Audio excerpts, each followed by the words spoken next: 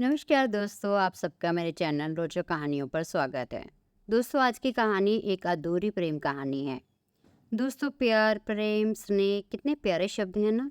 हाँ, मगर सबके लिए नहीं। कम से कम प्यार में ठुकराए गए या धोखा खाए लोगों के लिए तो नहीं।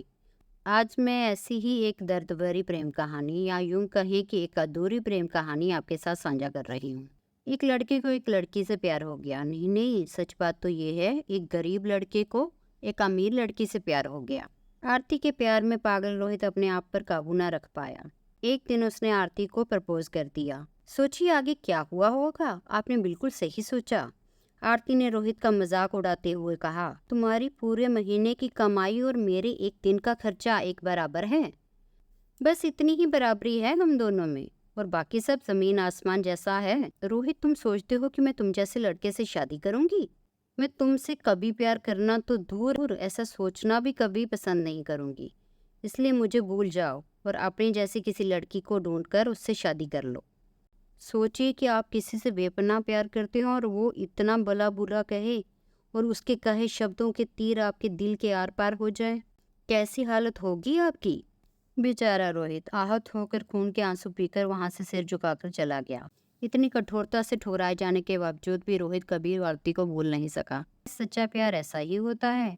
लगभग 10 साल बाद एक दिन रोहित और आरती गलती से एक शॉपिंग मॉल में एक दूसरे से टकरा जाते हैं। आरती ने तुरंत रोहित को पहचान लिया और कहा, अरे तुम रोहित, तुमने अपनी जैसी किसी लड़की को ढूंढकर शादी की कि नहीं? मैंने अब एक बहुत ही सुंदर लड़के से शादी कर ली है, जिसकी एक महीने की सैलरी 10 लाख रुपए है। क्यों, अच्छा हुआ ना रोहित, मैंने तुमसे शादी नहीं की। रोहित आरती की अब भी परवाह करता था।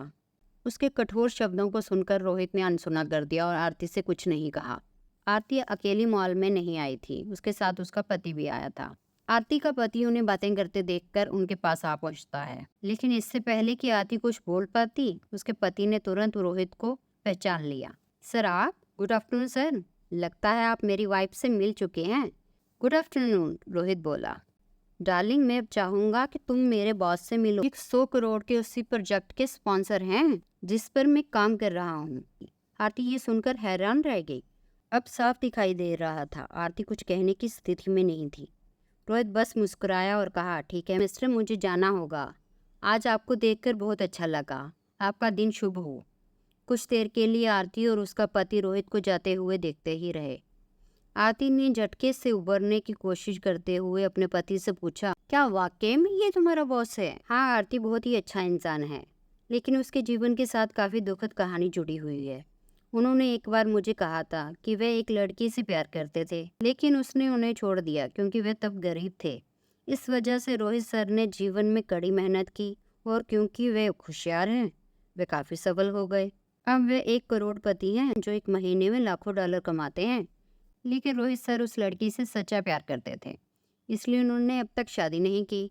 पति रोहित के गुणगान गाता रहा। आरती पूरी तरह से सदमे में थी और एक शब्द भी नहीं बोल सकी।